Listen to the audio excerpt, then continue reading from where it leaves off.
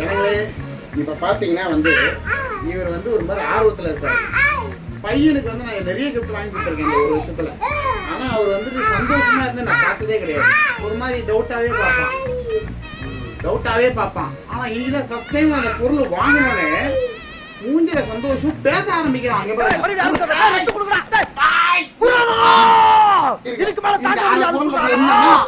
இந்த பொருள் தான் இந்த மாடுலாம் ரொம்ப பிடிக்கும் அவருக்கு. பாருங்க எப்படி என்ன ஒரு ஆச்சரியம். என்னப்பா அது? ஆயா, இதை வச்சு பேச வச்சிடலாம் போலியே கூடிய சீக்கிரத்துல. அபாய்.